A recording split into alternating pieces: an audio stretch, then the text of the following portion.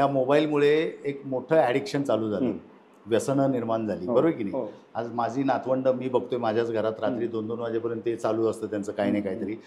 विषाद वाटतो, दुःख वाटतंय, चिडचिड होते, पण काही परिणाम जाणवत नाही आहे त्याचा. म्हणजे कसं ह्याच्यावर हे करायचं. शिवप्रभूंचं फक्त नाव घेऊन उपयोग नाही, तर शिवप्रभूंचं गड जे आहेत ते टिकले पाहिजे. असा मी अनुभव घेतला की खूप सारा, की तुम्हाला चांगलं तुम्ही काय केला तर तुम्हाला तुमचं अभिनंदन होत नाही.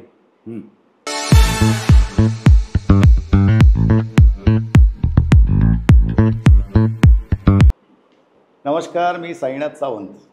आपण पाहत आहात नॉलेज गेन फाउंडेशन अर्थात KGFचा एक नवीन एपिसोड.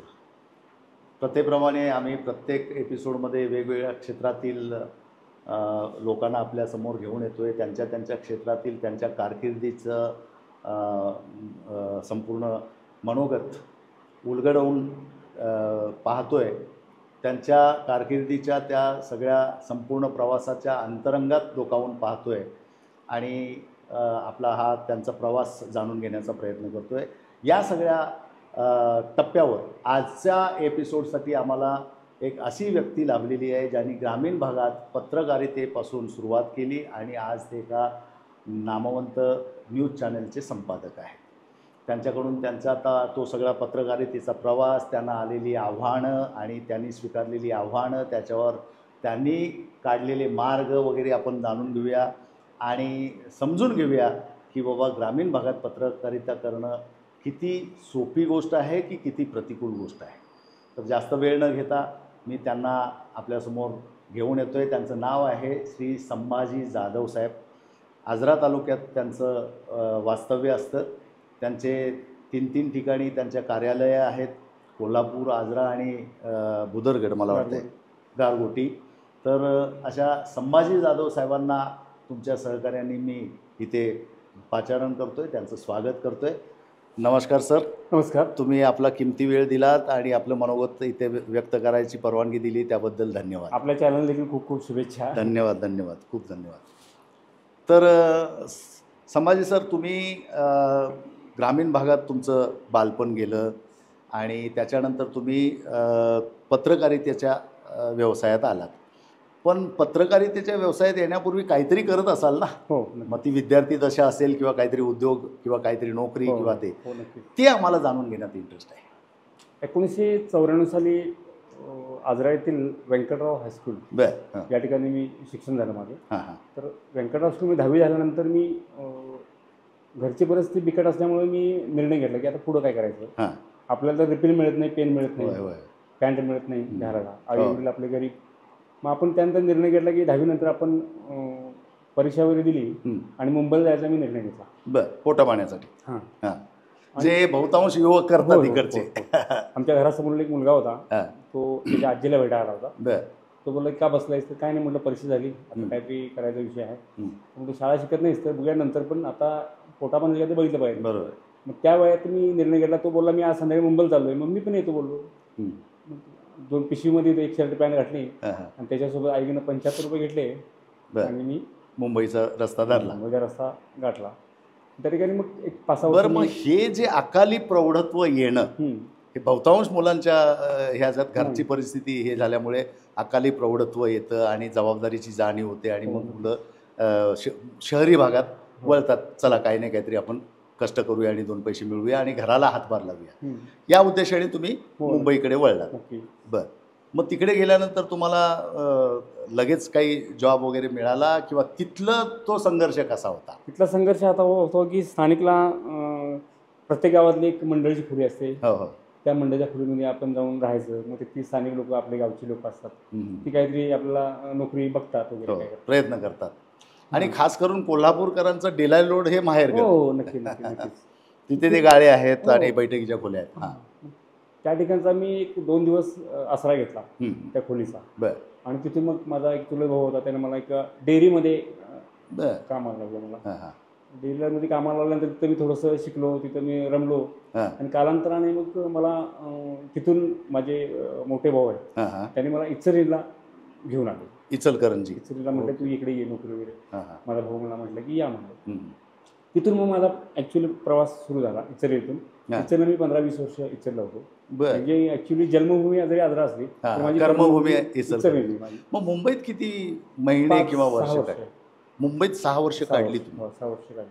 मग ती डेअरी म्हणजे नेमकं काय प्रकार? दूध डेअरी. दूध डेअरी होती. दूध लोक घेऊन जायचे. मिठाई वगैरे असं सर्व काही असायचं. मग तिथून मी एक काम शिकू लागलो की श्रीखंड कसा बनवायचा. म्हणजे दुग्धजन्य पदार्थ बनवायचं कसे बनवायचे, काय बनवायचे, मग त्याचं कसं काय करायचं, त्याची विक्री.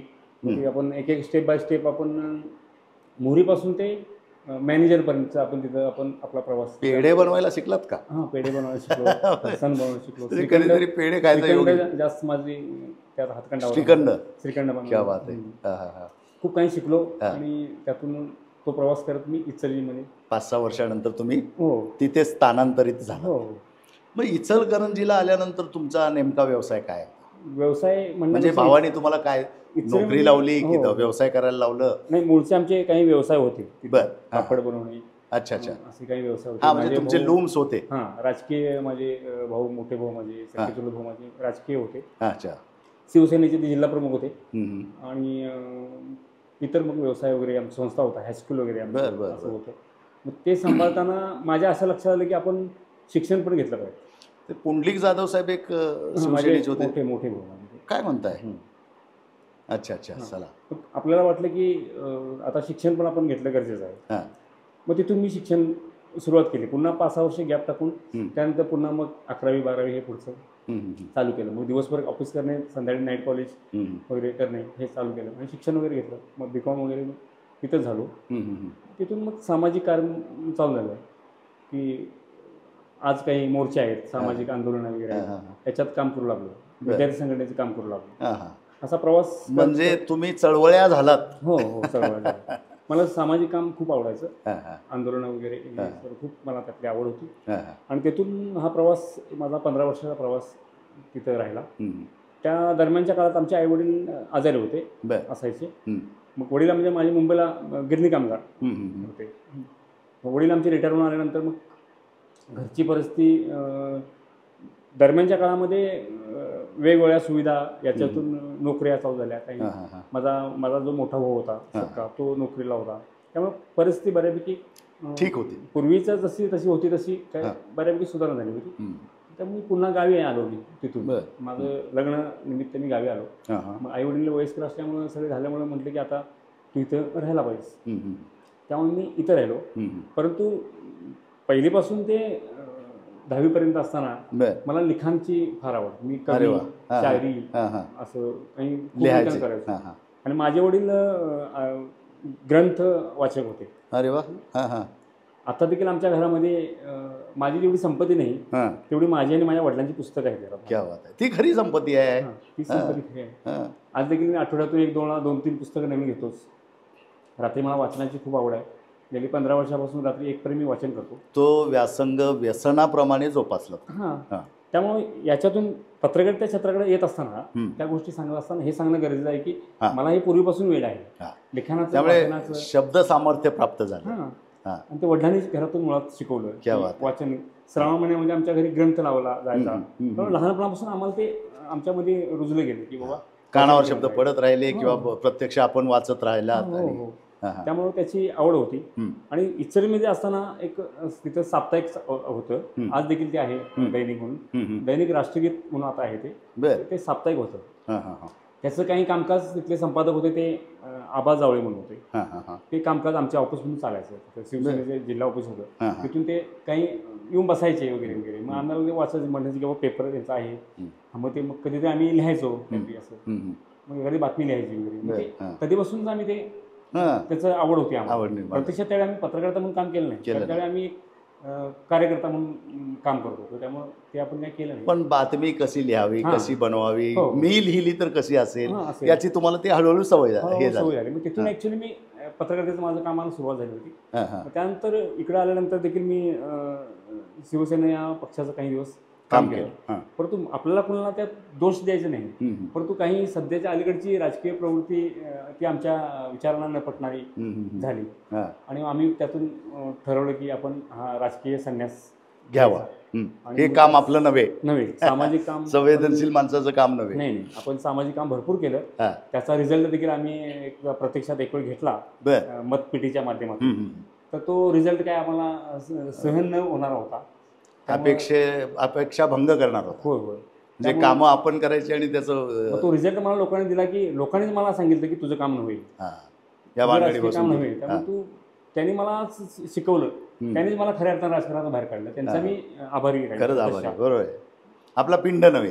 पिंड नाही. त्यांनीच मला बाहेर काढलं. ॲक्च्युली आता तुझं काम नव्हे, तुझा मार्ग वेगळा आहे. ते भले त्यांचं मी काम केलं असेल, त्यांना मी मदत केलं असेल, त्यांनी मला मतदान केलं नसेल, त्यांना मी दोष देत नाही. त्यांचं मी अभिनंदन आज देखील करतो की त्यांनी मला त्यातून बाहेर काढलं.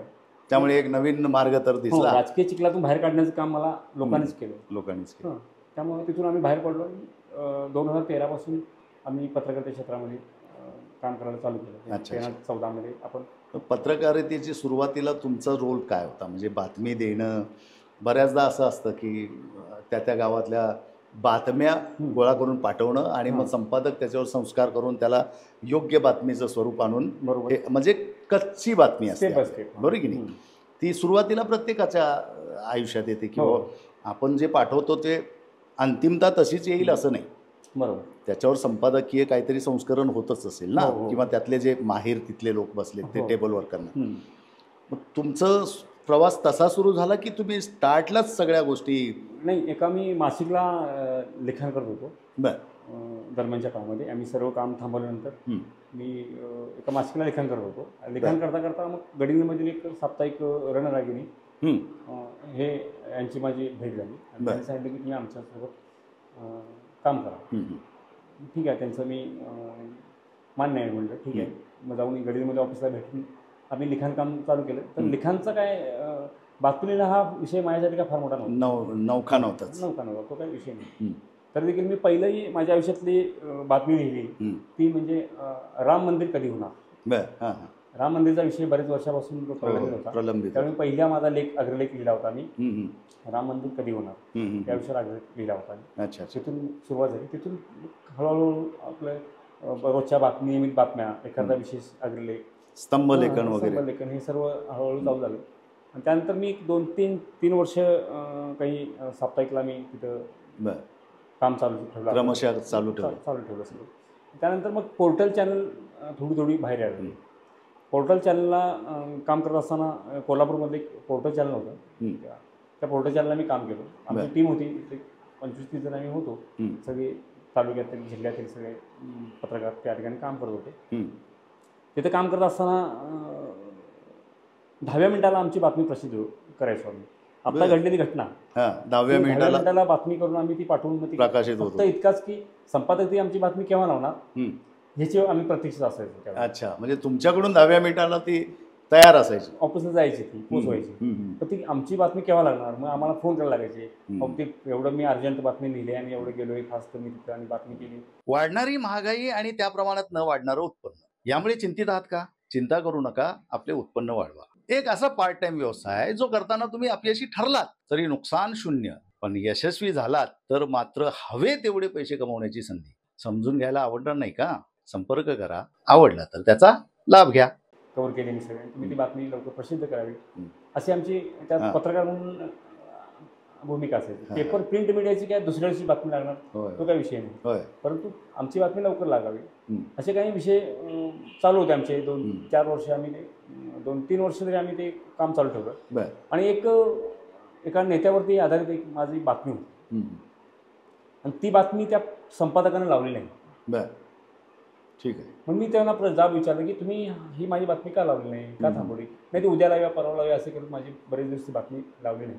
मी त्यांना सांगितलं की तुम्ही माझी बातमी लावत नसाल तर मी तुमच्याकडे काम करत नाही. बरोबर. आणि आमची चर्चा झाली, सांगितलं की पत्रकारांना की जाधव साहेब तुमची बातमी लागली नाही. तर होय, मग लागली नाही तर म्हटलं मी काम बंद करणार आहे, उद्या नाही लागले तर. मग तुम्ही काम बंद केलं तर आम्ही तुमच्यासोबत येतो. आणि दुसऱ्या दिवशी मी काम बंद केलं. सगळ्या टीमनी काम बंद केलं आणि त्यांनीच मला संपादक केलं. ती बातमी लावली नसती तर संपादक एवढी मोठी जबाबदारी धुरा सांभाळायची वेळ आली नसती. म्हणजे त्याचेही आभारच मानायला पाहिजे. त्यांचे देखील आभार मानायला, जे होते ते चांगल्यासाठी.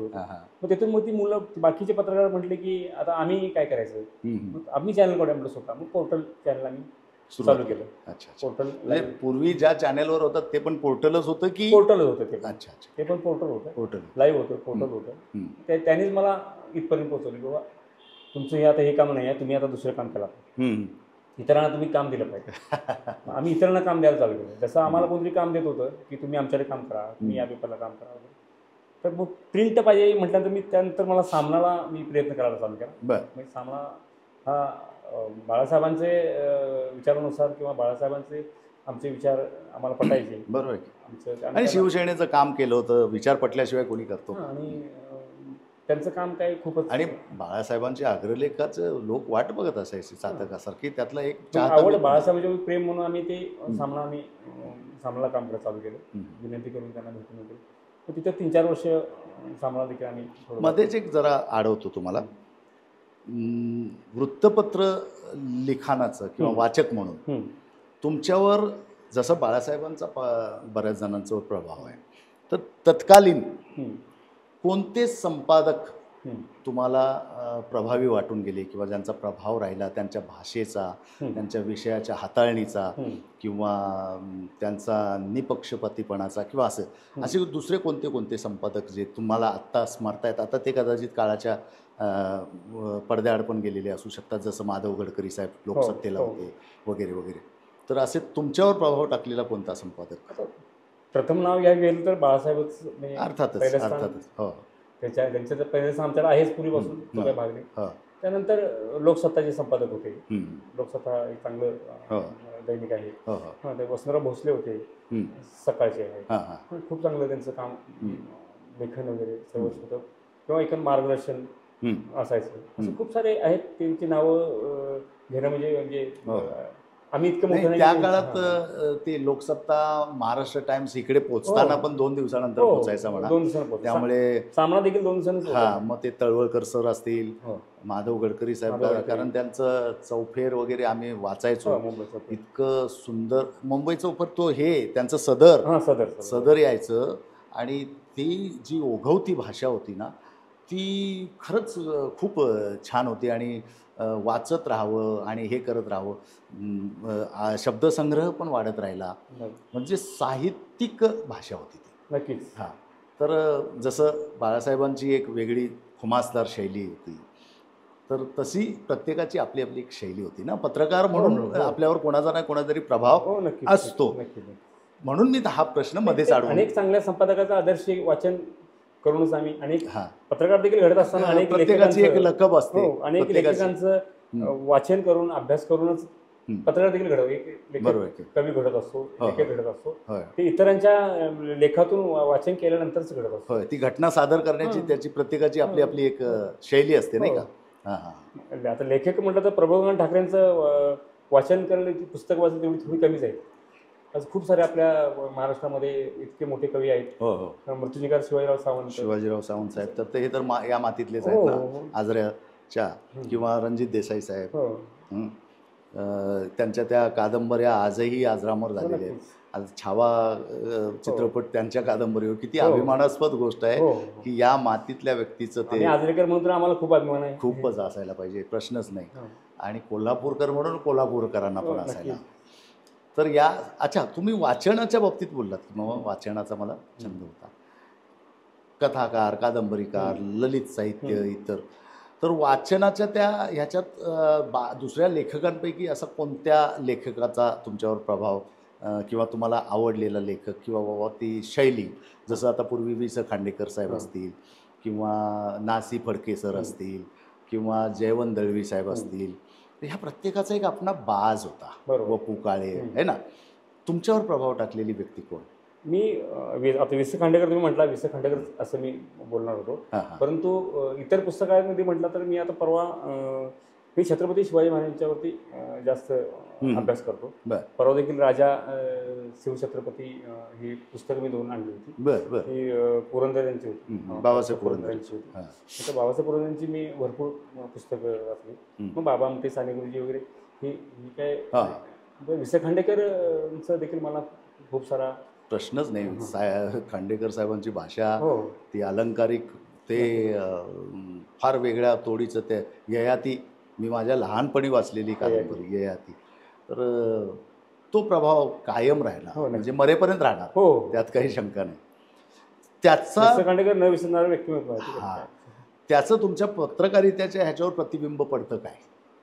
म्हणजे सादरीकरणात, भाषा शैली ह्याच्यामध्ये? भाषा शैलीमध्ये पडतं, परंतु ग्रामीण भागामध्ये पत्रकारिता ही थोडीशी त्या पुस्तकावर आधारित नाही. ते नाहीच आहे. आमच्याकडे लोकल लँग्वेजला रोज वेगळं एक आंदोलन असतं, रोज एक वेगळी समस्या असते. ग्रामीण भागातले प्रश्न मग तिथपर्यंत पोहोचवायचे कसे, हे पत्रकारांची पडलेली जबाबदारी असते. नाही, तुम्हाला लेख लिहिताना एखादा अग्रलेख ते शब्द उपयोग पडतात, कारण ते प्रभावीरित्या होतं ना. कारण अग्रलेख वाचणारे एक चोखंदळ लोक पण असतात. तेच पहिला मी उल्लेख केला की पत्रकारा इतर लेखकांच्या वाचनातून घडतो. अर्थातच ते शब्द आम्हाला तिथे उमटवायला लागतातच. तो शब्दसंग्रह कामी येतो. येतो. वाचन कधीही वाया जात नाही. बरोबर आहे. मग तुमच्यातला पत्रकाराचा संपादक होण्यापर्यंतचा तो तुम्ही आता प्रसंग सांगितला की बाबा त्यांनी माझी बातमी लावली नाही, त्या एका विशिष्ट नेत्याची, त्यांचे लागेबांधे काय असतील ते असो, पण मग मला ते आवडलं नाही आणि मग मी तिथून ट्विट करण्याचा निर्णय घेतला. माझ्याबरोबर माझे बरेचसे सहकारी तिथून ट्विट झाले. मग आपण आता करायचं काय, तर चला आपणच ही जबाबदारी उचलूया. मग हे शिवधनुष्य पेलवेल याची खात्री होती तुम्हाला? नक्कीच. अच्छा, म्हणून तुम्ही ते कोणतेही शिवधनुष्य पेलू शकतो, पुढे आपल्याला आत्मविश्वास आहे. आत्मविश्वास आहे. आपण एखादं काम हाती घेतलं तर नक्कीच आपण कधीच नेतो. आता दरवर्षी माझा त्या आमच्या चॅनलचा पुरस्कार वितरण सोहळा असतो. मी वेगवेगळ्या विभागातील वन विभाग, कृषी विभाग, ग्रामसेवक, शिक्षक, असे तलाठी वगैरे सर्व विभागातील कलाकार, खेळाडू, असे शिक्षक सगळ्यांचे आम्ही पुरस्कार वितरण करतो. इतका मोठा आम्ही कार्यक्रम करतो की तर आम्ही त्यावेळेस ठरलं होतं की अशा पद्धतीने आपण करायचं. आपण ते शिवधनुष्य उचललं पाहिजे आणि ते शेवटी नाविलास उचललं गेलं. जबाबदारीच पडली आणि मग ती तडीला करावंच लागतं. गावच्याच भाषेत आलं, अंगावर घेतलं शिंगावर, असा प्रकार होता. छान छान छान. मग या सगळ्या प्रवासामध्ये वेगवेगळे अनुभव पण आले असतील ना साहेब? बातमीदारी करणं इतकं सोपं पण नसेल ना. ते वरवर पाहताच सोपं दिसतंय, पण त्याच्या मागचं, म्हणजे जसा एखादा चित्रपट बनतो तो आम्हाला पडद्यावर दिसतो, त्याच्या मागचं बिहाइंड द सीन काय प्रकार असेल त्याची बऱ्याचदा माहिती नसते. तर आमच्या प्रेक्षकांना हे जाणून घ्यायला आवडेल की ग्रामीण भागात काम करताना तुम्हाला कोणत्या कोणत्या आव्हानांना सामोरं जावं लागलं आणि लागतंय, याच्याबद्दल थोडीशी माहिती दिलात तर बरं होईल. म्हणजे पत्रकारिता करू इच्छिणाऱ्यांना पण तो एक मार्गदर्शन ठरावं, शिकवण ठरावी, प्रेरणा ठरावी, या उद्देशाने. आता आमच्या आजऱ्यासारख्या ग्रामीण भागामध्ये काम करत असताना अनेक समस्यांना नागरिकांना सामोरं जावं लागतं. नंबर 1, मी असं समजतो की शेती हा सगळ्यात मोठा, शेती नसेल तर जगाचा पोशिंदा शेतकरी आहे. आणि शेतकऱ्याचे प्रश्न जे आहेत ते फार मोठे प्रश्न आहेत. शेतकऱ्याच्या प्रश्नाकडे शासन दरबारी अनेक मागण्या होऊन त्याच्याकडे दुर्लक्ष होते असं मी ठामपणे म्हणतो. आता अनेक प्रश्न, त्याच्यामधला एक महत्त्वाचा प्रश्न आहे की शेतकऱ्याची शेती यामध्ये इतकं धाडस करून वर्षभर तो शेतामध्ये लाखो रुपये पकडतो. म्हणजे पैशाच्या रूपाने नाही तर धान्याच्या रूपाने, आणि कष्ट असतात त्यात भरपूर असतात. एका रात्रीत हत्ती, वन्यप्राणी येऊन फस्त करून टाकतात, नासधूस करून जातात. देशामध्ये, राज्यामध्ये सगळ्यांचे पगार वेतन वाढली, 6वे वेतन, 8वे वेतन, पण शेतकऱ्याच्या नुकसान भरपाईमध्ये अजूनही वाढ झालेली नाही. तेच जुन्या काळातलं. अजूनही वाढ झाली नाही, त्याच्याकडे दुर्लक्षच. परंतु शेतकरी जर आपल्या त्या प्राण्यांना उचलला गेला किंवा काय केला तर त्यांच्यावरती केसेस होतात, गुन्हा दाखल होतो. पण तुमचे प्राणी ते तुम्ही सांभाळा ना. राहायला जंगलामध्ये आणि खायला शेतामध्ये असं झाले. हा एक भाग झाला. धरणं झाली, ही एक फार मोठी व्यथा शेतकऱ्याची आहे. दुसरा भाग की तालुक्यामध्ये आमच्या धरणं झाली, ते पाणी कुठं कुठं आहे ते शासनाला माहिती जाते. तालुक्याला किती पाणी आहे, काय ते शासनाच्या नियमानुसार असेल, त्याच्यावरती आपल्याला काय बोलायचं नाही. परंतु धरणग्रस्त जे राहिले त्यांच्या धरणग्रस्तांच्या व्यथा गेल्या 15-20 वर्षापासून आंदोलन वगैरे ती चालूच होती. आज देखील चालू आहेत. अजून काही प्रलंबित प्रश्न त्यांचे बाकीच आहेत अजून देखील. तर धरणग्रस्तांच्या प्रश्नांवर काम करत असताना एखादं आज आंदोलन असेल तर आम्हाला सांगायचं धरणग्रस्त की उद्या आम्ही निवेदन दिलोय असं, त्या संदर्भातलं आंदोलन आहे. मग आम्ही आंदोलन घटनास्थळी जायचं. मग आमच्या गाडीत पेट्रोलपासून सुरुवात, आम्ही जाणार, दिवसभर. मग सकाळी जर 9ला जायचं असेल तर घरातनं जेवण पण जात नाही आम्ही. मग तिथे आंदोलन घटनास्थळी जायचं, धरणावरती. त्या धरणावरती आंदोलन असायचे. मग प्रशासन यायचं, मग तिथं आंदोलन व्हायचं. मग ते सर्व करून आम्ही ऑफिसला यायचं किंवा आमच्या गावी यायचं आणि मग तिथून ती बातमी, मग नंतर ती बातमी पाठवायची, बातमी करायची. मग ह्या ज्या घडामोडी आहेत किंवा ह्या जो प्रवास जो आहे तो खूप म्हणजे हेक्टिक असायचा. वाटतं की दुसरे पेपर समोर ज्याला वाटतं हे काय हा धरणावरती गेला, तसं नाही आहे. त्यामुळे दिवस जाऊन थांबायला, उन्हामध्ये जाऊन थांबायचं. तर कसं काय आहे त्यांचा दृष्टिकोन काय असो बघण्याचा, हे पत्रकारिता हे केलंच पाहिजे. आता पत्रकार हा आम्ही बिझनेस म्हणून कधीच बघितला नाही, व्यवसाय म्हणून कधीच बघितला नाही. पत्रकार हे आम्ही सामाजिक कर्तव्य बघतोय, इथून पुढेही बांधिलकी म्हणून. हां, परंतु समोरच्या जो आंदोलक आहे किंवा जो धनग्रस्त आहे, प्रलंबित ज्या मागण्यासाठी आंदोलन करतोय, त्यांच्या याच्यामध्ये किंवा आपल्या मागण्या शासन दरबार पोहोचल्या पाहिजेत. त्यांच्या अपेक्षा ठेवणं काही नाही, काय चुकीचं नाही त्यांचं. बरोबर. परंतु आम्ही याच्यातून जातो, पण आम्ही काय म्हणतो की बाबा नाही, आपल्या गावाचा प्रश्न आहे, आपल्या भागाचा प्रश्न आहे, तो प्रश्न आपण उचलून धरला पाहिजे. त्या लोकांना न्याय द्यायला आपण त्यात हे आपलं कर्तव्य, नक्कीच कर्तव्य आहे. असे वेगवेगळे प्रश्न आहेत. आता वन विभागाचा प्रश्न झाला, हा आता धरणग्रस्तांचा प्रश्न झाला, असे वेगवेगळे प्रश्न आहेत.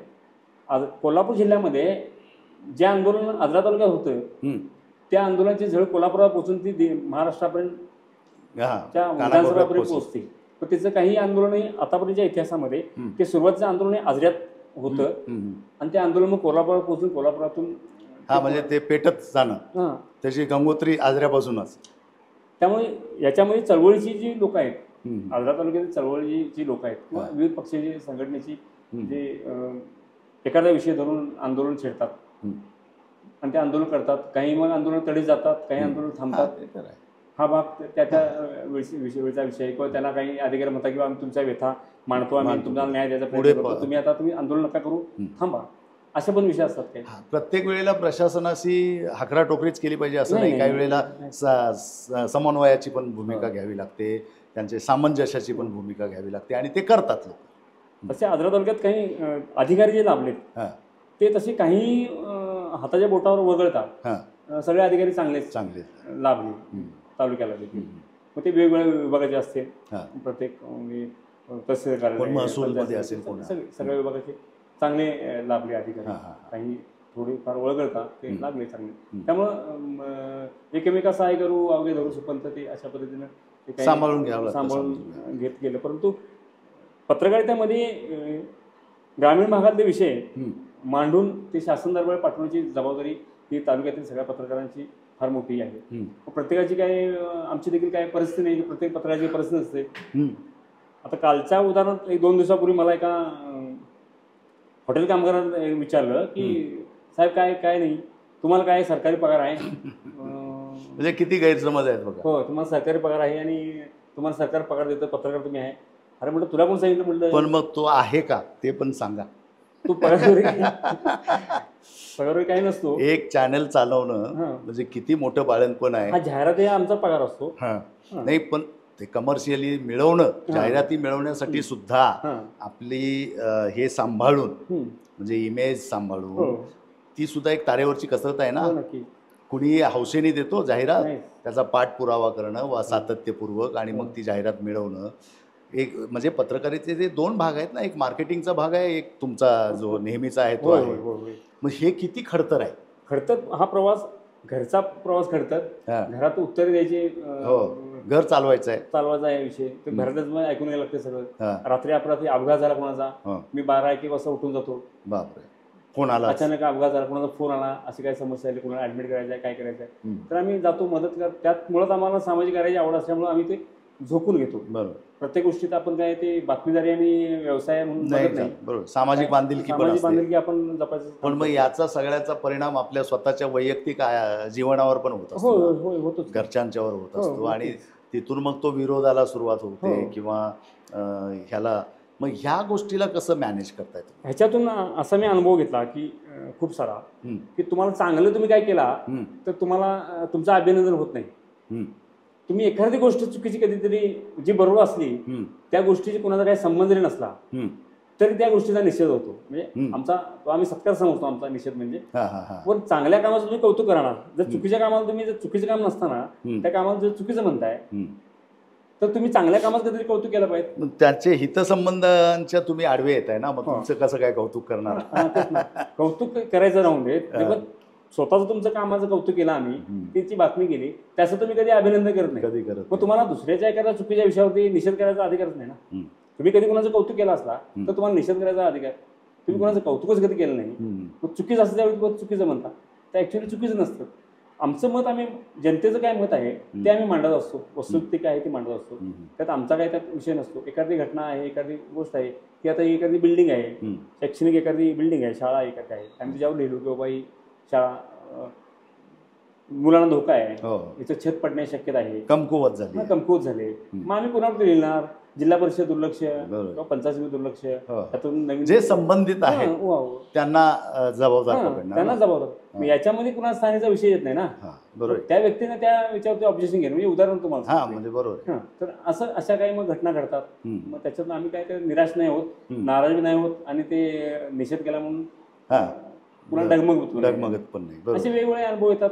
मग एखाद्या म्हणतो की तुम्ही माझ्यावरती काय लिहिला, मग ते तुमचं काय मत द्या, मग आम्ही लिहितो, तुमचं मत बी आम्ही मांडतो. बरोबर. तुमची बाजू तुम्ही मांडा, तुमची बाजू तुम्ही मांडा. आता एखाद्या व्यासपीठ दोघांनाही आहे. बरोबर. एखाद्या व्यक्तीनं एखाद्या व्यक्तीवरती कामानिमित्त आरोप केले, निवेदन दिलं, तर निवेदन दिलं म्हणून आम्हाला बातमी लिहायला लागणार ना. या व्यक्तीनं या व्यक्तीचं बद्दल निवेदन दिले, त्या निवेदनाने बातमी लिहिल्यानंतर पुढची समोरचा व्यक्ती म्हणतो की तुम्ही माझं त्यात नाव का घातला, त्याने निवेदन दिलं, त्याचं नाव घातलं, तुमचं काय मत असलं आम्हाला सांगा, तुमचंही मत आम्ही मांडतो. बरोबर. तुमची बाजू पण मांडतो. तुमची बाजू आम्हाला निरक्षीर वृत्तीने काम करायचं. दूध का दूध, पाणी का पाणी. असं वेगवेगळं मग काही कौतुक करणारे असतात. पण मला असं वाटतं की पत्रकारांना कोण समोर फक्त चांगलं म्हणत असतील, पाठीमागे काय म्हणतील असं ते आम्ही पण अनुभव घेतलाय पोलीस खात्यात नोकरी करता. हो, त्यामुळे फारसं कोण चांगलं म्हणत असतील असं काही आम्हाला वाटत नाही. आणि म्हणत असलं तरी त्यांना त्यांचं अभिनंदन. लोक म्हणत असतील, सुज्ञ लोक म्हणतच असतील चांगले, कारण जे सुजाण नागरिक आहेत ते चांगल्या गोष्टीला ॲप्रिशिएटच करणार की बाबा समाजातल्या वाईट प्रवृत्तीवर प्रहार करणं ते एक पत्रकारच करू शकतो, आणि निर्भीड पत्रकार करू शकतो. तो कोणाच्या तरी ह्याच्यावर पोचलेला पत्रकार कधीच करू शकत नाही. बरोबर की नाही. जनतेच्या खूप अपेक्षा आहेत पत्रकारांकडून. पत्रकारांच्या अपेक्षा काय, चौथा स्तंभ का म्हटले त्याला? लोकशाहीचा चौथा स्तंभ आहे, तर तो जबाबदार आहे म्हणूनच म्हटलं जातं. पण काळाच्या ओघात आता तुम्ही जेव्हा पत्रकारिता सुरू केली आणि आत्ता इलेक्ट्रॉनिक मीडिया आणि हे ते सगळं आलं, तर काय फरक जाणवतो तेव्हा जेव्हा तुम्ही सुरुवात केली आणि आत्ता ह्याच्या पत्रकारितेच्या ह्या सगळ्या प्रवासामध्ये पत्रकार म्हणून आणि दुसरे पत्रकार किंवा इतर हे मीडिया आणि आता आलेला सोशल मीडिया, याच्यामुळे किती काय फरक जाणवतो आणि किती प्रकारची आव्हानं निर्माण झालेली आहेत सोशल मीडिया? आता तुमचंही सोशलच मीडिया म्हणूया आपण, कारण त्याला काही तसा तो हे आधार नाही आहे, कुठल्या कॉर्पोरेट कंपनीने काय चालवलेलं ते हे नाही आहे. सोशल मीडियाचा हा एक बेनिफिटच आहे. बरोबर की नाही. तर मग काय फरक जाणवतो ह्या 15-20 वर्षात पत्रकारितेच्या ह्याच्यामध्ये तुमच्या मते? कसं आहे, शेवटी प्रिंट मीडिया हा प्रिंट मीडिया आहे, आणि लोकमान्य टिळकांच्यापासून कागदावरचा लिखाण केलेलं हे लोकांचा जो विश्वास आहे तसा प्रिंट मीडियावरती आजही विश्वास आहे आणि याच्या पुढे राहील. बरोबर. परंतु पण वाचन संस्कृती जरा कमी होत चालली असं वाटत नाही? हो, नक्कीच कमी होत चालली. त्याचा फटका प्रिंट मीडियाला बसतोय. तो सांगतोय तुम्हाला मी, तो सांगतो विषय. वाचक कमी झाले. आता काही एखाद्या दैनिकाचं एखाद्या तालुक्यामध्ये इतकी विक्री होत असेल तर तिची विक्री कमी आली, काय इतका परिणाम झाला. पण प्रिंट मीडिया संपणारा विषय नाही, संपणार नाही. जरी आम्ही इलेक्ट्रॉनिक मीडिया प्रिंट मीडियाला आम्ही काम करत असतो तरी प्रिंट मीडिया हा संपणारा विषय नाही आहे. पण झालं कसं, इलेक्ट्रॉनिक मीडियामुळं बातमी फास्ट लोकांना वाचायला मिळाली, तात्काळ मिळाली, जाग्यावरती बातमी वाचायला मिळाली, आणि एखादी घटना घडलेला लागतं लगेच 10 मिनिटांमध्ये. मग काही वेळा मग नंतर युट्यूबच्या माध्यमातून लाईव्ह चॅनल आली, लाईव्ह चॅनलच्या माध्यमातून तिथलं घटनास्थळीचा जे काय आहे ते घटना घडली ते पूर्ण सगळं बघायला मिळालं. त्याच्यामुळे आणि प्रिंटला दुसऱ्या दिवशी बातमी येणार, मग ती काही सविस्तर असते. मग पोर्टल देखील आता अलीकडं सविस्तर बातमी असतात, म्हणजे एखाद्या कार्यक्रमाची बातमी सविस्तर असते. तरी पण इलेक्ट्रॉनिक मीडिया ही सगळ्यात फास्ट, आताच्या युगात इलेक्ट्रॉनिक मीडिया ही फास्टच आहे, प्रश्न तो काय विषय नाही. मग त्यामुळे प्रिंट मीडियाचा काय इतका थोडासा हे झाला, सेटबॅक बसला. वाचक वाचक थोडं कमी आलं. त्या मग वाचन संस्कृती का कमी आली असेल, तर त्याच्यामागे काय तुम्हाला कारणं वाटत आहेत?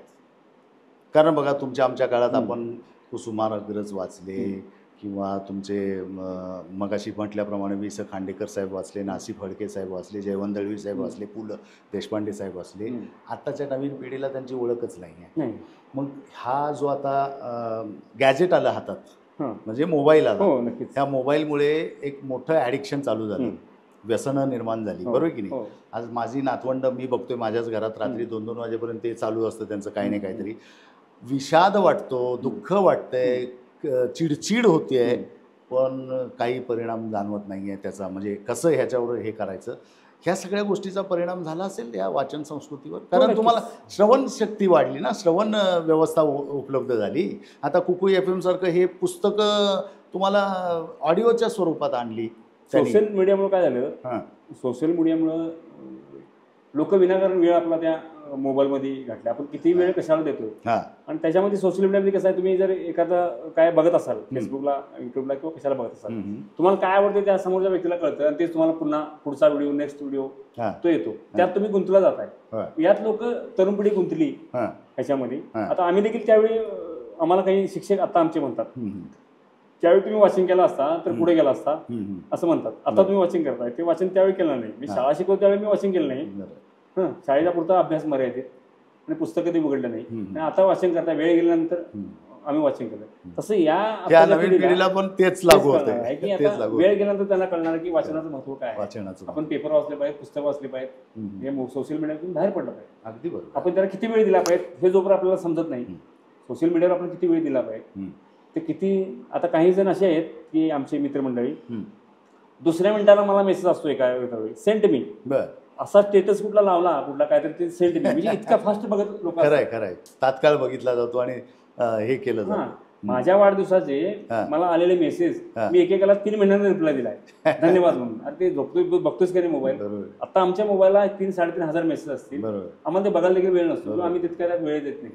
आम्ही कशासाठी वेळ द्यायचा की आपलं त्यात काही कुठलं काम आहे, मुख्य कामाला, मुख्य काम, प्रमुख मेसेज काय आहे ते बघणे. त्या इन्फॉर्मेशन टेक्नॉलॉजीच्या या युगामध्ये त्याचा किती वापर केला पाहिजे, किती महत्व दिलं पाहिजे हे प्रत्येकाला ते समजलं असा विषय आहे. त्यामुळे वाचन वगैरे कमी झाला हे म्हणताय, ते नक्कीच कमी झाला, पण हे सोशल मीडियामुळे वाचन वगैरे कमी झाला. जे ऑडिओ सिस्टम जास्त प्रभावी झाली. काही मूळ वाचक जे आहेत ते वाचन करतात. ती तुमची आमची पिढी वाचतच राहणार. ती नवीन पिढीला वाचनाची गोडी लावण्यात आम्ही अपयशी ठरलो. हा दोष आमच्याकडेच आहे असं मी म्हणतो.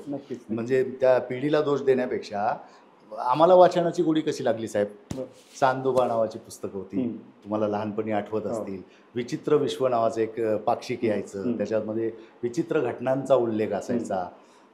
हिसाप नीती, तोता मैना, अशी पुस्तकं, जाड पुस्तकं असायची. ही आम्हाला लहानपणी 3री-4थीला असल्यापासून त्या पुस्तकांनी वेड लावलं. अर्थात सगळ्यांना नाही लागलं, काही आमच्यासारख्या लोकांना लागलं. आज त्याचा फायदा असा होतो की ती पुस्तकं त्या काळात वाचली गेली, पण तो शब्दसंग्रह आजही आम्हाला उपयुक्त ठरतो. आणि म्हणजे कसा उपयुक्त ठरतोय, तर आपलं म्हणणं मांडण्यासाठी आणि योग्यरित्या मांडण्यासाठी किंवा प्रभावीरित्या मांडण्यासाठी तुमच्याकडे शब्दसंग्रहच पाहिजे, आणि योग्य तो शब्द चपखलपणे मांडता आला पाहिजे. हे वाचन संस्कृतीमुळेच शक्य आहे. मग आता पत्रकारितेमध्ये इलेक्ट्रॉनिक मीडिया असो किंवा हे यूट्यूब असेल, आता आपण जे काही करतोय हे सुद्धा, तर तुम्हाला बोलायचं आहे ना. मग जर बोलायचं आहे आणि स्वयंस्फूर्तीने बोलायचं आहे, तात्काळ बोलायचं आहे, तर तुमच्याकडे शब्दसंग्रह आवश्यक आहे. नक्कीच. मग तुम्हाला वाचण्याशिवाय, आणि वाचाल तर वाचाल. ह्या सगळ्या प्रवासामध्ये ग्रामीण भागात काम करताना असा काही प्रसंग आठवतोय का की जो तुम्हाला अविस्मरणीय घडलाय तुमच्या बाबतीत, की पत्रकार म्हणून तिथे तुमच्या ह्याचा सगळ्याचा कस लागलाय, असे काही प्रसंग घडलेच असतील, है ना? असा एखादा प्रसंग तुम्हाला आठवतोय का जो आमच्या प्रेक्षकांना सांगायला आवडेल असा? आता प्रसंग खूप वेगवेगळे आहेत. वेगवेगळे. काही प्रसंग अधिकाऱ्यांसोबत एखादी म्हणजे चकमक होणे किंवा त्या बातमीमुळे नंतर थोडे क्लेश वाढणे किंवा हे असे काही प्रसंग असतील तर सांगा. असे प्रसंग आहेत काही. तर एका घटनेमध्ये एक व्यक्ती होता, तो फॉरेनर होता, आणि तो एका हॉटेलवरती राहायला आला होता. बर. तो व्यक्ती असंच बाहेर फळे आणायला वगैरे वगैरे गेला. तिथे ओळख 1-2 व्यक्तीची केला की तुम्ही कुठले काय, इंग्लिश मराठी हिंदी. बरोबर. मराठी काही विषयच नाही, प्रश्न नाही. थोडंसं हिंदी तो फिरलेला होता, हिंदी बोलत होता. थोडंसं ते बोलून इंग्लिश वगैरे थोडंसं काही लोकांना त्यानं बोलून घेतला किंवा मी असाच आहे, मला बिझनेस करण्यासाठी मी इथे आलो आहे, मला इथे बिझनेस करायचे, मला जागा पाहिजे, मी पैसे सर्व लावणार, जागा तुमची, तुमच्या नावावर करायचं, मी फॉरेनला जाणार, तुम्ही तो डॉलर्समध्ये आणणार, तो तुम्ही बिझनेस सांभाळायचा वगैरे वगैरे सांगितलं. मग 1-2 व्यक्ती, मग एका व्यक्तीला सांगितलं तर दुसऱ्या व्यक्ती त्यांना शोध लावो की बाबा हा असाच एकटा जमीनवाला माणूस आहे, त्याला बोलवून घेतो. अशी एक 5-6 टीम तयार झाली. 2-3 दिवस गेले, त्यांच्यासोबत अनेक मिटिंगा झाल्या.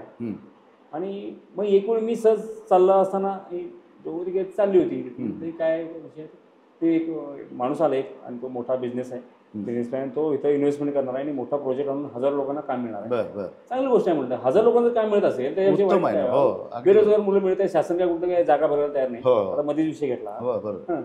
आणि मग शिक्षण असून उपयोग आहे, नोकरीच नाही. मग अशा लोकांना जर नोकरी मिळत असेल तर चांगली गोष्ट आहे म्हणलं. बघा म्हणलं काय म्हणतात, कारण की आमची काय मदत आहे तर आम्हाला सांगा, पण तुम्ही जरा सावधगिरी राहा की सगळा विश्वास ठेवू नका, पैशावर काय देऊ नका, चेक करा, सगळं सांभाळून करा असं म्हटलं. आणि शुभेच्छा म्हटलं तुम्हाला, बघा म्हटलं काय मदत आहे तर कॉल करा.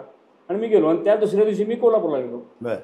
माझ्या मिटिंगनिमित्त मी कोल्हापूरला गेलो, आणि कोल्हापुरातनं येण्यापूर्वी समजलं की हा व्यक्ती कुठेतरी पळून गेला, फरार झाला. तिथून मी बातमी लिहायला घेतली, त्या संदर्भात बातमी तिथून लिहायला घेतली, कारण मला काही हिस्ट्री माहिती होती. त्यानं अनेक लोकांच्याकडून उधार घेतली होती. वाईन शॉपमधून ड्रिंक घेणे किंवा एखाद्या फळेकडून फळे घेणे, ह्याच्याकडून थोडे पैसे घेणे, त्याच्याकडून थोडे पैसे, फॉरेनर असल्याचा हे दाखवून असे करून पैसे घेतले होते भरपूर जणांच्याकडून. ते फरार झाला. फरार झाला ज्याने पैसे देत किंवा ज्यांनी काही इन्व्हेस्ट करतो म्हणून पेमेंट दिलं होतं किंवा किरकोळ रक्कम होती, अशी काय फार मोठी काही रक्कम होती. पण ग्रामीण भागामध्ये 15-20 हजार 25,000 म्हणजे ते खूपच झाले ना. असे 10-15 जण जर घेतले म्हणजे 1-1.5 लाख रुपये झाले, 2 लाख रुपये झाले. आणि त्याची मी तिथून बातमी केली. मग ॲक्च्युली विषय कसा असतो की त्या बातमीची तक्रार झाल्यानंतर, गुन्हा दाखल झाल्यानंतर बातमी करायची असते.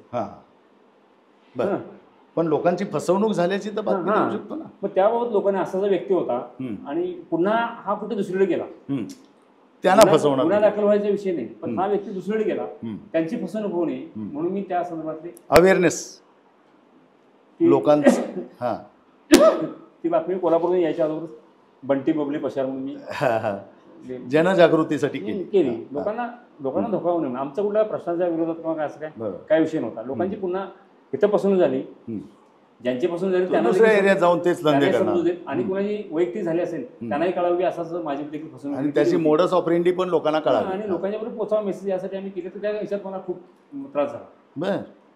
की मला मग बोललं गेलं की बाबा तुम्ही ही बातमी काय केला वगैरे वगैरे, तुम्ही असं नोंद झाली आहे का, तुम्हाला तुमच्यावरती गुन्हा दाखल करा, अशा काही म्हणजे मनस्ताप झाला. हो, मनस्ताप झाला. पण मग गुन्हा कसा दाखल होऊ शकतो? त्यांना आम्ही असं सांगितलं की त्यांचा आक्षेप नेमका कुठल्या गोष्टीवर आहे? आक्षेप त्या बातमीमध्ये देखील असा एक कुठलाही शब्द नव्हता की कुणी ऑब्जेक्शन घ्यावं असा. नाही, पण ही बातमीच देऊ नये हा आक्षेप कशासाठी? गुन्हा दाखल, त्याच्यामुळे नेमकं काय घडलं, गुन्हा दाखल व्हावा, म्हणजे हा प्रश्न एक सामान्य माणूस म्हणून मला पण पडतोय की समजा मीच ती बातमी लावली आहे. प्रशासनाची हे होते, काय होते, प्रशासनाचं असं होतं की त्याच्यामध्ये वरिष्ठ अधिकाऱ्यांनी एखादी बातमी वाचल्यानंतर त्या विभागात दुर्लक्ष, तुमचं लक्ष नाही, किंवा ती लोक तुमच्यावर कंप्लेंट घ्यायला आल्यानंतर तुम्ही कंप्लेंट ती दिला नाही, घेतला नाही कंप्लेंट, असा आरोप होता. मग अधिकारी त्या संबंधित अधिकाऱ्याला तर वरच्या अधिकाऱ्यांना उत्तर द्यावं लागतं. ते बरोबर. त्याच्यामध्ये आम्हाला कदाचित बोललं असून त्यांना मी समाधानाला उत्तर दिली. त्यांनी देखील मला माझा बाजू ऐकून घेतली आणि म्हटली की ठीक आहे असू देत, सोडून द्या विषय. असं झालं. मग त्यांना मी सांगितलं की बाबा तुमच्याकडे ज्यावेळी ती कंप्लेंट यायला आली त्यावेळी तुम्ही कंप्लेंट घेतला असता, 2 तास तुम्ही लावला, तुम्हाला तो आंबोलीच्या अलीकडे सापडला असता, तो पळून गेला, त्याचं देखील तुम्ही मला उत्तर द्यावं. कंप्लेंट त्या लोकांची काय घेणे, आणि त्या लोकांनी देखील काय ते कुणाला विचारून त्यांना माहिती देऊन दिलं होतं का पैसे वगैरे? नाहीच ना. मी माहिती त्या लोकांशी बोलल्यानंतर त्यांच्याशी हे केल्यानंतर लावलेली आहे बातमी, असं नाही की माझ्या मनाने काल्पनिक लावली आहे. सत्य घटना घडलेली घटना आहे ना, त्यांचं त्यात मत आहे. बळी तुमच्या समोरच आहेत ना. जे पैसे गेले ते आज देखील मिळाले नाहीत ना. विक्टिम तुमच्या समोरच आहेत ना, कष्टाचे पैसे होते ते त्यांना तो घेऊन गेला, तर त्या व्यक्ती आज देखील मिळाले ना. आणि त्याच्यात प्रशासनावर टीकेचा काय भाग येतोय? टीका तर नाही केली आहे ना, आपण एक घटना घडली आहे आणि ती पुढेही घडू शकते. खाली तो कोकणात गेला, कोकणात या लोकांच्याकडून अशी फसवणूक करून निघून गेला. ह्याच्यात काही पोलीस प्रशासनाला पण काही तसा संबंध नाही, काही संबंध. अन्न, वस्त्र, निवारा यापैकी वस्त्र ही गरज भागवणं ही खर्चाची बाब न ठरता उत्पन्नाचा मार्ग ठरला तर समजून घ्यायला आवडेल. संपर्क करा, समजून घ्या, आवडलं तर त्याचा लाभ घ्या. ह्या सगळ्या गोष्टी होत राहिल्या. पण मग ह्या सगळ्या तुमच्या पत्रकारितेच्या प्रवासाव्यतिरिक्त तुम्ही अजून कोणत्या कोणत्या गोष्टीमध्ये सहभागी आहात? म्हणजे जसं काही सामाजिक कार्य किंवा एखादा उद्योग किंवा अजून काही इतर हे असं तुम्ही कोणत्या गोष्टीशी संबंधित आहात? पहिली गोष्ट म्हणजे शेती. बरं. प्रामुख्याने माझ्या स्वतःच्या शेतीकडे मी लक्ष देतो. शेती टिकली पाहिजे, शेती वाचली पाहिजे, पुढच्या पिढीला शेती समजली पाहिजे, कळली पाहिजे. त्यासाठी आज मी शेती नाही केली तर माझा मुलगा करणार नाही. यासाठी जमेल तेवढी शेती म्हणजे पत्रकारिता सांभाळून तुम्ही शेती विकत घेऊ शकत नाही, पण आहे ती शेती आपण सांभाळण्यासाठी शेती देखील करतो मी. आता अलीकडे माझं बांबू लागवडीकडे लक्ष येतो. बांबू लागवडीच्या माध्यमातून शेती करायची. गुड. आणि त्याबाबत शासनाचा देखील त्याला निधी असतो. शासनाने देखील कळालं की बांबू हा ऊसापेक्षा जास्त किंमत देणारा आहे, पैसे देणार आहे शेतकऱ्यांनी. शेतकऱ्यांनी देखील माझा सल्ला दिला की बांबू शेतीकडे शेतकऱ्यांनी वळावं. याबाबत मी दुसरं करतो. बरं, मग या शेतीबद्दल अधिक माहिती देण्यासाठी शासकीय काही उपक्रम आहेत का की जे शेतकऱ्यांना अवेअर करतायत की बाबा तुम्ही अशा पद्धतीच्या जमिनीच्या ह्याच्यामध्ये बांबू शेती करू शकता, ते तुम्हाला इतक्या वर्षांनी इतकं उत्पन्न देऊ शकतं सरासरी, आणि याच्यातून तुमचं आर्थिक उन्नती घडू शकते? शासनाचे काही उपक्रम आहेत त्याला? आहेत. पत्रकार म्हणून तुम्हाला माहिती आहे. कृषी विभागाच्या माध्यमातून आम्ही मागील 2-4 महिन्यापूर्वी केरळ अभ्यासदार होता केरळला. केरळला बांबू शेतीचं परिषद होतं, मोठं फंक्शन होतं. तर आम्ही केरळला अभ्यासदार आमचा होता. आम्ही बेंगलोरपासून बरेच बांबू उत्पादक किंवा बांबूची रोपवाटिका असतात त्या ठिकाणी भेट दिली की बांबूपासून काय काय तयार होतं याबाबतचं परीक्षण आम्ही घेतलं. ते शासनाच्या माध्यमातून होतं, कृषी विभागाच्या माध्यमातून ते होतं. तर खूप साऱ्या बांबूमधून पण देखील उत्पन्न मिळू शकतो. त्याला सबसिडी असतील, त्याचे आपण 3 वर्ष संगोपन केल्यानंतर पुढचं आयुष्य 50 वर्ष आपण उत्पन्न घेऊ शकतो सतत. पहिले 3 वर्ष ऊसाच्या खोडव्याप्रमाणे तोडलं तरी पुन्हा येणार, तोडलं तरी पुन्हा येणार. 50 वर्ष, पुढचे 50 वर्ष, 50 अधिक, पण 3 वर्ष आपण त्याची सांभाळ केला पाहिजे. दुसरा विषय, मी सेंद्रिय शेतीवर काम करतो. सेंद्रिय शेती काळाची गरज आहे. ती सेंद्रिय शेतीवर काम करतो. एका नेटसप या कंपनीच्या माध्यमातून मी लोकांच्यापर्यंत सेंद्रिय शेती करणं काळाची गरज आहे आणि सेंद्रिय शेतीचे प्रोडक्ट देतो. त्या प्रोडक्ट जे तुम्ही वापरा, रिझल्ट नाही आला तर तुम्हाला पैसे कंपनी परत देते. तुम्ही ते जे जैविक प्रोडक्ट आहेत, जे सेंद्रिय शेती होते आहे, ते तुम्ही प्रोडक्ट वापरा आणि वापरून बघा. तुम्ही ते स्वतः आम्ही पहिला वापरलो आणि मला रिझल्ट आल्यानंतर ते सगळ्यांनी बघितलं की बाबा हे खूप सारे उत्पन्न चांगलं आलं किंवा असं आलं, तर ते लोकांनी केलं पाहिजे. आज रासायनिक खतातून लोक रासायनिक खतावाल्यांना सांगायचं लागत नाही की माझं खत घेऊन जावं म्हणून. ते आणतात पोती विस्कळतात, लाईन लावून घेतात. परंतु त्याच्यापासून कुणाकुणाला त्रास आहे, शेतकऱ्याला त्रास आहे, शेताला त्रास आहे, पिकाला त्रास आहे, शेती पण आपली नष्ट होत चालली. बरोबर. त्यामुळे शेतकऱ्यांनी शेताकडं सेंद्रिय शेतीकडे म्हणून वळलं पाहिजे आणि सेंद्रिय शेती ही काळाची गरज आहे. आणि त्या सेंद्रिय शेतीच्या नेटसपच्या माध्यमातून देखील मी समाजाचं हे सामाजिक याच्यातून मला जरी काय मानधन मिळत असेल तरी देखील ते एक सामाजिक काम आहे की सेंद्रिय शेती करा म्हणून सांगणं. आम्ही स्वतः शेती करतो. तुमच्या बोलण्यात आता ऑफ द रेकॉर्ड गड किल्ल्यांबद्दल आलं, त्याच्यावर थोडासा प्रकाश टाका. आता गड किल्ला, आपण गड किल्ल्याचं काम करतो म्हणून सांगणं किंवा हे आपलं काय मोठेपण नाही आहे आम्हाला वाटत. तर आम्ही ते स्वतः त्याबाबतची प्रसिद्धी करत नाही. पण गड संवर्धन ही काळाची देखील गरज आहे की आपण किल्ले जाऊन फक्त पाहून येणे आणि किल्ल्यावर स्वच्छता करणे याच्यामध्ये फरक आहे. गड किल्ल्यावर जाणे, फोटो मारून येणे आणि तिथं जाऊन अनेक सहल झाली, ते अनेक लोक वेगळ्या पद्धतीची नशा करतात, तिथं त्या बाटल्या तिथे टाकून येतात. पण किमान ते काय करतात त्यांची भावना, पण आमची भावना आहे की आम्ही त्या टाकलेल्या बाटल्या आणि कचरा गोळा करायचं काम आम्ही करतो. गड स्वच्छ करायचं काम महिन्यातून एक रविवार गेले अनेक वर्षापासून आम्ही गडावरती देतो. कुठलाही गड आमच्या परिवाराच्या माध्यमातून आम्ही गड संवर्धनचं काम करतो.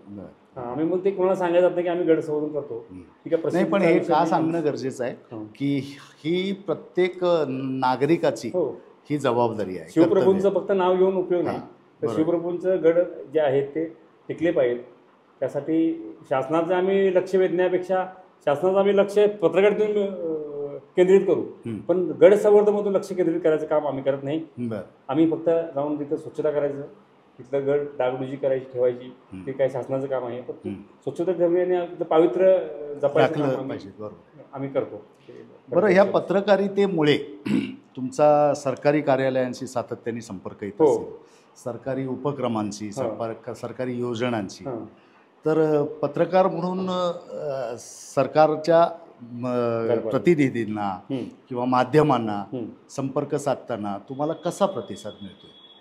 एक सामान्य माणूस म्हणून वेगळा आणि पत्रकार म्हणून वेगळा, तर तुम्हाला कसा प्रतिसाद मिळतो? काय असतं, पर्याय काही नसतो अधिकाऱ्यांना की बाबा आपण आपलं जसं काम जरी होत असेल तरी समोरच्या माणसाला रेस्पेक्ट दिला पाहिजे किंवा त्यांचं काम ऐकून घेतलं पाहिजे, किंवा किमान आमचं काम नाही ऐकून घेतलं तर ते चुकीचा होईल. त्या पद्धतीने काही ऐकून घेतात किंवा चांगल्या पद्धतीचा रिस्पेक्ट देतात. किमान सामान्य माणसाची भावना पोहोचवण्यात तुम्ही यशस्वी ठरतो. काही एखाद्याचं काम असेल तर आम्ही ते करून देतो की बाबा बरेच दिवस प्रलंबित आहे, गरीब माणूस आहे, होत असेल तर करून अशी विनंती करतो. या कामात अगदी आम्ही फार दिवसापासून आमचं पेशा सोडून आम्ही सामाजिक काम म्हणून आम्ही ते लोकांना मदत करतो. ते नेहमीच करत राहणार त्याच्या पुढे देखील. आणि त्यामुळे पत्रकार असल्याचा तुम्हाला अभिमान पण वाटतो. आम्ही सर्वसामान्य माणसांच्या कामाला उपयोग. आपण जर उपयोग कोणाला पडत नसेल तर काय उपयोग नाही. आपला काय उपयोग? आपण कोणाच्या उपयोग पडत नसेल तर आपला तर उपयोग. तुमच्या बोलण्यातून तुमचा कविता किंवा लेखक म्हणजे काही स्क्रिप्ट लिहिण्याचं वगैरे आलं तर त्या तुमच्या अंगाबद्दल थोडीशी माहिती द्या. मी बरेच एक 17-10 वर्षापासून मागील काही स्क्रिप्ट वगैरे, पिक्चरच्या स्क्रिप्ट वगैरे लिहितो. पण त्या काळी 10-15 वर्षापूर्वी फारसा अनुभव नसल्यामुळे आम्ही त्या अशाच देऊन टाकल्या. म्हणजे त्याचं रजिस्ट्रेशन करायची अक्कल नव्हती, ते माहीत नव्हतं हे रजिस्ट्रेशन करायला लागतं, ही स्टोरी रजिस्ट्रेशन करून घ्यायला लागते, हे आपल्याला काय माहीत नव्हतं. ते आम्ही एवन 7वी-8वी पासून लिहिलेली माझ्याकडं कविता त्या त्या भाषेत, मग ती अडाणी भाषा असेल, कशी भाषा असेल, त्यावेळी लिहिलेल्या शायरी, कविता त्या किंवा आता शालेय जीवनात एक सोशल वर्क करत होता तसं ऑफ दी रेकॉर्ड आपण बोलताना ऐकलं. लोकांना पत्र लिहून देत असाल. हो द्यायचो पत्र, कुणाची इच्छा असेल की बाबा ते आम्ही त्याला प्रेमपत्र असं म्हणता येईल त्याला, तर देत होतो आम्ही. तर ते पत्र आमची कधी वाया गेले नाहीत. एक म्हणजे विनोदाचा भाग जरी असला तरी ती आमची पत्र कधी वाया गेली नाहीत. लेखक तुम्ही होतात, व्यक्तिचित्र वेगळी होती पण ते कधी. आणि मग अशातून लोकांची बरीचशी जुळली नाती जुळली, मग त्यांचे विवाह सोहळा झाले वगैरे, तो विषय आहे. पण तो लिखाणातून ती सवय लागली. दुसऱ्याचं कल्याण जरी झालं असेल तर आम्हाला लिखायची सवय लागली आणि ती आवड निर्माण झाली. आणि याच्यातून मग आज आम्ही घडलो. शब्दांशी खेळण्याची सवय तेव्हापासून लागली. आमचं एकट्याचं श्रेय नाही तर अनेक लोकांचं याच्यामध्ये श्रेय योगदान आहे आम्ही इथपर्यंत पोहोचण्यासाठी. मग ते वेगळ्या मार्गाने असेल, चुकीच्या मार्गाने असेल, कसं असेल, लोकांनी आमचे निषेध केले असेल, काय केले असतील, परंतु त्याच्यानंतर काही आम्ही बोध घेत गेलो की आम्ही ज्यावेळी माझा निषेध होतो त्यावेळी मी योग्य मार्गावर आहे असं मला वाटतं म्हणायचं. मी बरोबर नक्की आहे. कौतुक करणारे काय कौतुक करत असतील, परंतु निषेध करणारा व्यक्ती ज्यावेळी करतो, चांगल्या कामाचा निषेध करतो, त्यावेळी आम्हाला वाटतं की आमचा मार्ग बरोबर आहे. इतकाच आम्ही त्यातून शिकलो समाजाकडून. बरोबर. आणि या सगळ्या प्रवासामध्ये तुमचं काही लिखाण बाकीचं म्हणजे पत्रकार म्हणून तर तुमचे लेख आहेत, अग्रलेख आहेत, बाकीचं आहे, पण असं एखादं पुस्तक छापण्याचा योग आला किंवा कथा, कादंबरी, काव्यसंग्रह वगैरे लिखाण चालू आहे त्यावरती? अच्छा. म्हणजे भविष्यात ते येऊ शकतं. आयुष्यात कधी आत्मचरित्र लिहिण्याची इच्छा आहे का भविष्यात? आहे. एक व्यक्ती निवडला आहे, त्या व्यक्तीवरती आत्मचरित्र लिहायचं चालू आहे. स्वतःवरती नाही, पण मग ते व्यक्तिचित्र झालं, ते आत्मचरित्र नाही, दुसऱ्याच. अच्छा. दुसऱ्या स्वतःबद्दल नाही, स्वतःबद्दल लिहायचं म्हटलं तर चरित्र सर्वांना माहिती असल्यामुळं आपलं चरित्र लिहून काय ते प्रकाशित करून त्याचा काय उपयोग होईल याच्यापेक्षा दुसऱ्या चरित्र लिहिणं योग्य वाटेल. की एखाद्या व्यक्तीबद्दल माहितीच नसणं आणि त्याला आपण माहिती करून ओळख करून देणं त्या माणसाची, व्यक्तीची, अशी माणसं देखील आहेत की त्या माणसाची ओळख करून दिली पाहिजे. मी एका शिक्षकाच्या ह्याला गेलो होतो, माहीत झाल्यानंतर अंत्यविधीला गेलो होतो. अंत्यविधीला गेल्यानंतर तिथं मी काही लोकांची चर्चा ऐकली की असं असं हे शिक्षक असे होते, हे शिक्षक असे होते, असं करत होते. तर तिथून मी येईपर्यंत घरी मी आंघोळ न करता त्या व्यक्तीबद्दल मी लिहित बसतो. पंडित गुरुजी म्हणून होते, हसगुळी तालुका आजरा आहे. तर त्यांचं चरित्र लिहिलं होतं की त्यांनी शिक्षण त्यावेळी विद्यार्थ्यांना शिकवताना एक तांदूळ भात 2.5 वर किंवा त्यावेळेला त्या काळात पगार हा प्रकार फारसा खूप त्यांचं त्यावेळेचं प्रतिकूल शिक्षण, त्यावेळेचं त्यांनी त्यातून घडवलेले विद्यार्थी ज्यांचं त्यांनी रचलेला पाया आहे आणि त्यांनी जे त्यांचं काम जे होतं समाजात, त्यांचं कामावरती आम्ही लिहिलं. मग अशा व्यक्तीचं काही आम्हाला खूप सारं चळवळीच्या लोकांच्यावरती, चळवळीचे काम करतात चळवळीच्या लोकांच्यावरती, त्यांच्यावर लिहायला आम्हाला खूप आवडतं. जास्तीत जास्त मी अन्यायाविरुद्ध आतापर्यंत मी लिखाण केलं, म्हणजे बातमीचं देखील लिखाण करत असताना अन्यायाविरुद्ध असणारं लिखाण. पत्रकारिता करताना पत्रकारितेसाठीचे काही कोर्सेस अवेलेबल आहेत का? आहेत की, ते कुठे महाविद्यालयांमध्ये मिळतात की यशवंतराव मुक्त विद्यापीठला? अच्छा आहेत ते, म्हणजे एक्सटर्नलच आहेत. एक्सटर्नल. तो किती वर्षांचा असतो किंवा 6 महिन्यांचा किंवा वर्षांचा, असं काही माहिती आहे? आत्ताच्या घडीला यशवंतराव मुक्त विद्यापीठ त्यामध्ये एक 2 वर्षाचा कोर्स असतो. 2 वर्षांचा कोर्स तो असतो तो आता. आणि पूर्वी मग ग्रॅज्युएशन झाल्यानंतर वगैरे ते कोर्स होते. तर आता ते यशवंतराव मुक्त विद्यापीठून देखील ते केले जातात. आता खरं तर नव्या पिढीनं कोर्स करूनच हे केलं पाहिजे. हाच मला शेवटचा प्रश्न विचारायचा होता किंवा आहे की तुम्ही या पत्रकारितेच्या क्षेत्रात येऊ पाहणाऱ्या नवीन पिढीला, नवीन मुलांना काय सल्ला द्याल? मुळात आपलं पत्रकारितेचा कोर्स असला पाहिजे. दुसरी गोष्ट आपलं वाचन, म्हणजे प्रशिक्षित असायला. हो, आपलं वाचन आणि लिखाण असलं पाहिजे. आता अलीकडं कसं होतंय की आपण एखादा व्हिडिओ केला 2 मिनिटाचा आणि तो टाकला की ते आपण पत्रकार झालो, असं नाही. तर आपल्याला लिखाण आलं पाहिजे, लिहिता आलं पाहिजे, आपलं स्वतःचं वाचन असलं पाहिजे, एखाद्या विषयावर आपण लिहिलं पाहिजे, एखाद्या कार्यक्रमाची बातमी लिहिणं आणि एखादा अग्रलेख लिहिणं, बरोबर, त्याच्यामध्ये फरक असतो, जमीन आसमानचा. आता अभ्यास केल्याशिवाय किंवा अनेकांचा अनुभव घेतल्याशिवाय, दुसऱ्याकडून मार्गदर्शन घेतल्याशिवाय आपण काही शिकता येत नाही आपल्याला. आपण नवीन काही शिकायचं असेल तर आपल्याला खूप सारं वाचन करावं लागेल. बरोबर, अभ्यासिकांचे कोर्स करायला लागतील, पुस्तकं वाचावं लागतील, म्हणजे पत्रकारितेवरती आधारित असलेली पुस्तकं, संदर्भ जाणण्यासाठी पण वाचन पाहिजे. इतर अनुभवासाठी गोष्ट वेगळी, पण पत्रकारितेचा तुम्हाला अभ्यास असला पाहिजे. तर अलीकडे जे काही चाललेलं आहे सोशल मीडियावरती चाललेलं आहे, ते अभ्यासपूर्ण काही गोष्टी असतात, काही जणांच्या, काहींच्या नसतात. ज्यांच्या नाही आहेत त्यांनी ते अभ्यासपूर्वक करावं, करू नये असं नाही.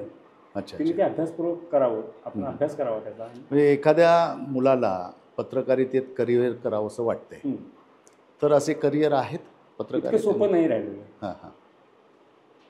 म्हणजे अडथळ्यांची शर्यत आहे. हो, आता इथून पुढे तर खूपच अडथळे. इतकं सोपं नाही राहिलं की बाबा आपण ते अडथळे तांत्रिक बाबी. नक्कीच पत्रकारितेतून करिअर करता येत नाही. आमचा अनुभव, कोणी करत असेल तर काय आपल्याला माहीत नाही, पण आमचा अनुभव की पत्रकारितेतून करिअर करायसाठी कोण पत्रकारिता करत असेल. तुम्हाला ह्या ज्या मोठी चॅनेल्स आहेत, न्यूज चॅनेल्स, कॉर्पोरेट कंपन्यांची, तिथे कधी काम करायची संधी किंवा कोण असं बोलावणं आलं नाही? म्हणजे अशी काही संधी आली होती, 2 ठिकाणी आली होती.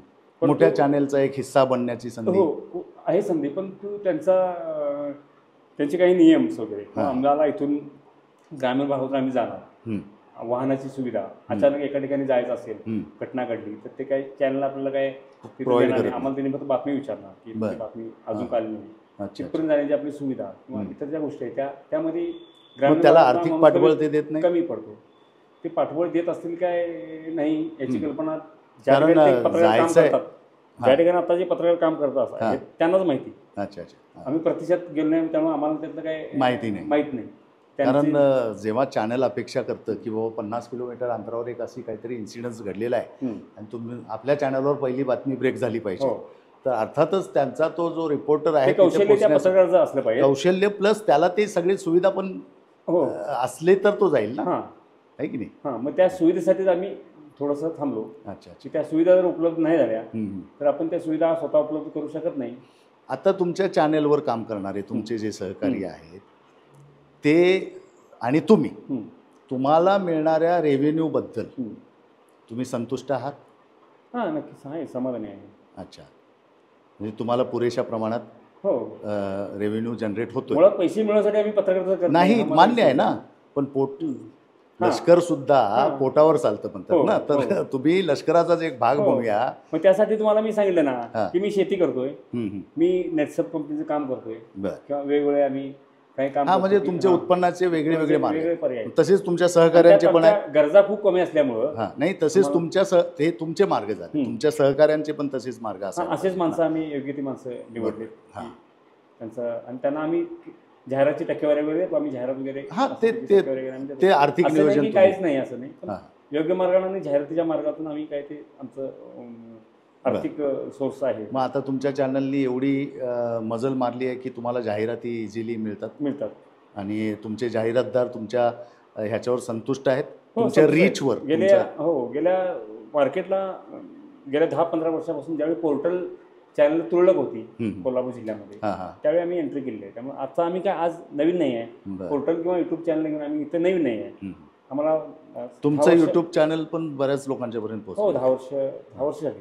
10 वर्ष झाली आमच्या युट्यूब चॅनल आणि पोर्टलला. त्यामुळे आज पोर्टल आणि याच्यामध्ये आज आजच उतरलो मार्केटला किंवा आज आम्ही लोकांसमोर जातोय असं काही नाही. त्यांचं एखाद्या संस्थेचं आम्ही बऱ्याच वर्षापासून काम केले, त्यामुळे आम्ही त्यांच्याला आज जाहिरात मागितली ते आम्हाला नाही म्हणू शकत. त्यांचं आम्ही काम करतो आणि काही संस्था पाठीशी उभ्या पण राहतात की बाबा रे चांगलं काम करतोय, अशा माणसाला आपण सपोर्ट केला पाहिजे. आमचं काम चांगलं असल्यामुळे आम्हाला तसं कोण नाकारत पण नाही आणि आम्ही नाराज पण होत नाही.